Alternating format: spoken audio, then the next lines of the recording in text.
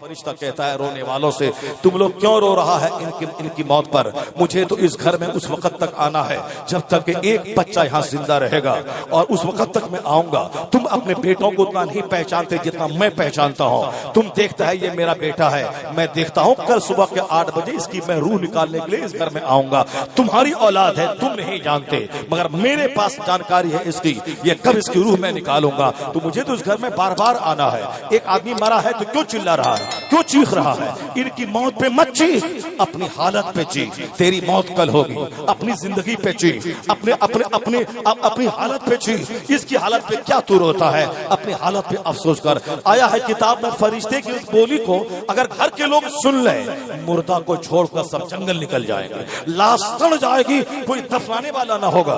मगर चूंकि इस बात को जिन्नात और हैवान के अलावा कोई नहीं सुनता है, इंसान सुने तो सीना फट जाए, मरने वाला अपनी जगह सड़ जाएगा, कोई दफनाएगा नहीं, घर के सारे लोग भाग जाएंगे। जब मुर्दे को दफना के आप घर से कब्रिस्तान से लौटते हैं, मालूम है दफनाने से पहले आप चीखते थे, आप चिल्लाते थे। वह जवान बीवी छोड़ के मरा था, बीवी सर के बाल नोचती है, दीवार से सर टकराती है, छोटे छोटे बच्चे उसके कहते अब मैं जिंदा रखे मैं क्या करूं। मगर जैसे ही दफना के आप लौट जाते हैं, वह धीरे धीरे सदमा कम हो जाता है, सीधी कम हो जाता है, आपको सब्र होने लगता है, आप फिर दोबारा अपनी जिंदगी में वापस लौटने लगते हैं। 2, 4, 10 दिन 50 दिन के बाद ऐसा लगता है 40वां खत्म होने के बाद कोई बाप इसका था ही नहीं जो मरा है, कोई माँ इसकी थी ही नहीं जो मरी है, कोई बीवी इसकी थी ही नहीं जो मरी है, कोई शौहर इसका था ही नहीं जो मरा है। वह रद्दी की टोकरी में चला जाता, उसको हम तारीख के बस्ते में डाल देते हैं, था कोई मर गया। अब ये अपनी जिंदगी के बारे में सोचने लगता है, मैं कल खाऊंगा क्या, मैं रहूंगा कैसे, मैं दूसरों से सुलूक करो, शादी फला के घर में है, मैं क्या तोहफा लेके जाऊं।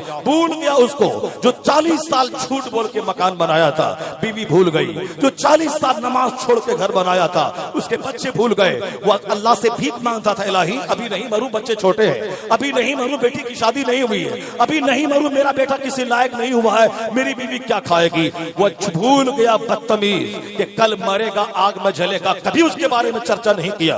अगर अभी मर गया, अभी ज्यादा सजा मेरे पास नहीं है, अभी ज्यादा रोजा मेरे पास नहीं है, इलाही अभी मौत मत देना, अभी जी भर के तहज्जुद नहीं पढ़ा हो, जी भर के इशराक नहीं पढ़ा हो, जी भर के अवाबिन नहीं पढ़ा हो, जी भर के तिलावत नहीं किया हो, इलाही जी भर के 100 रकात नमाज नफल अदा नहीं किया हो। ये बताए कोई करोड़ में कोई ऐसा मिलेगा जो ऐसा बोलता हो, इलाही अभी नहीं मरे तो 4-5 साल की जिंदगी और दे दे, ताकि रोजाना जी भर के 5 नमाजें बाजमात मस्जिद में पढ़ लो, और तहज्जुद भी पढ़ लो, इशराक भी पढ़ लो, अवाबिन भी पढ़ लो, नमाज पंजगाना के अलावा 50 रकात नमाज नफल डेली पढ़ लो।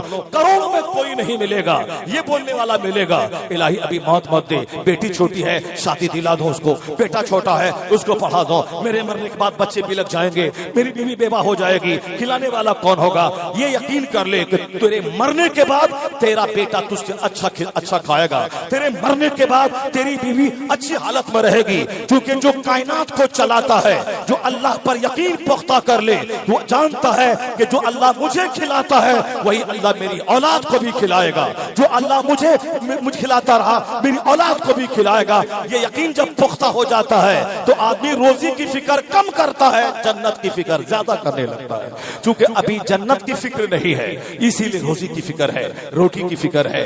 मरने के बाद कल फातिहा पढ़ने तक बेटा नहीं जाएगा। बहुत सारे लोग थे अरबों की दौलत छोड़ के मरे, कोई बेटा कब्रिस्तान पे नहीं जाता है, 40वां के बाद सब भूल जाता है। ऐसा क्यों होता है मालूम है?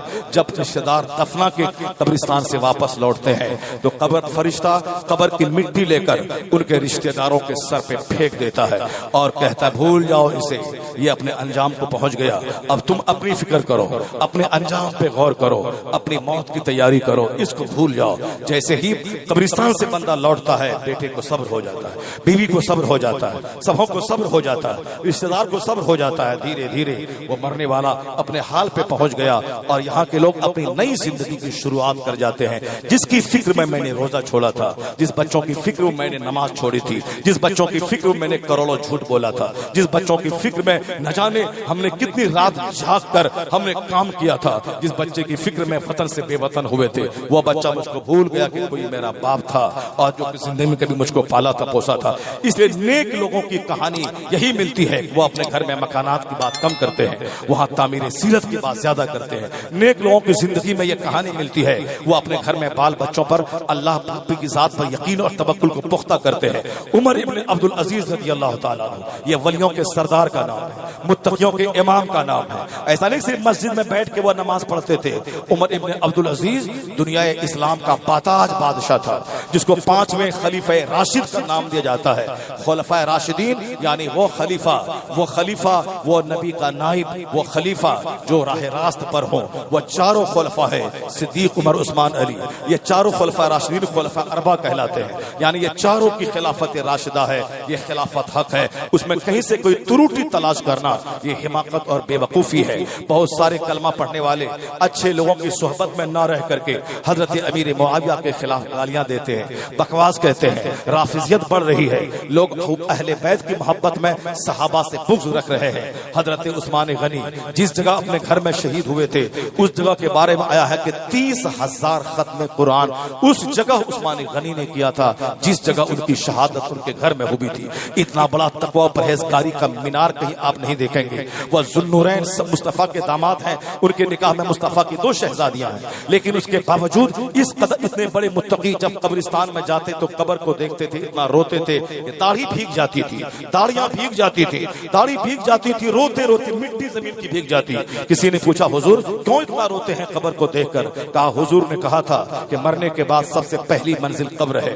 उस मंजिल में जो बंदा कामयाब हो गया, आने वाली मंजिलें उसके लिए आसान हो जाएगी। यानी हश्र की मंजिल, कब्र हश्र की मंजिल और पुलसरात की मंजिल, नामे अमाल के तौले जाने मीज़ान की मंजिल, बेशुमार मंजिलें आएंगी। वह सारी मंजिलें आसान हो जाएंगी अगर पहली मंजिल में बंदा बच गया। तो उस्मान गनी कहते हैं, मैं इसी पहली मंजिल को देखकर मैं रोता हूं कि मेरा इसमें क्या होगा। जो ज़ुन्नुरैन है, जिनके निकाह में हुजूर की 2 शहजादियां हैं जो दामाद पैगंबर है, उनको इतना डर है कि मेरा इस कब्र में क्या होगा। जिनके जन्नती होने की बशारत पैगंबर आज़म जो जन्नत के मालिक हैं, उसने जन्नत की बशारत ही नहीं दी, जन्नत की सनद दे दी, जन्नत का सर्टिफिकेट दे दिया। सारे सहाबा तो जन्नती है ही, लेकिन उन सारे सहाबा में 10 सहाबा जिनको हुजूर ने स्पेशल तौर पर जन्नत का मुजदा सुनाया है, वो अशरे मुबश्शरा में उस्मान गनी एक शामिल है। उसमें वो अशरे मुबश्शरा की सनद पाने वाला, जन्नत का टिकट हुजूर से हासिल करने वाला इतना रो रहा है कि मेरा इस कब्र में क्या होगा। मुझको कौन जन्नत की सनद दे सकता है? मेरा पीर नहीं दे सकता है। पीर खुद रात भर रोता है, इलाही मेरी मौत ईमान की हालत में देना। खुद पीर 50 दरगाहों पे हाजिरी देकर वो अपने ईमान की हिफाजती, सलामती की दुआ की भीख मांगता है। वो हमें जन्नत की सनद कौन दे सकता है? हम जन्नत कौन जाएगा उसकी पहचान कोई बता सकता है। जन्नत जाने वाला कौन कौन सा काम है ये रास्ता कोई दिखला सकता है, लेकिन परफेक्ट में तू जन्नत जाएगा ही ये कोई नहीं कह सकता है। यह सिर्फ मुस्तफा जान रहमत की जात गिरामी है, वही जात कह सकती है, क्योंकि वह जन्नत के मालिक हैं। वह जिसको चाहे जन्नत की सनत दे दे। तो पीर भी रोए, मुरीद भी रोए जब इस्लामी सोच उसको पैदा हो जाएगी, क्योंकि जन्नत के मालिक का दामाद रो रहा है। हजरत मौला अली है, एक बार कह रहे थे कि जाओ मैंने तुझको तलाक दिया, मैंने तुझको तलाक दिया। वो अली जिसका नाम ले लेके आज आदमी खाना खाता है, जिसका नाम ले लेकर के आज लोगों के जज्बात से खेलता है, जिसका नाम ले लेकर वह चंद सिक्के कमाता है।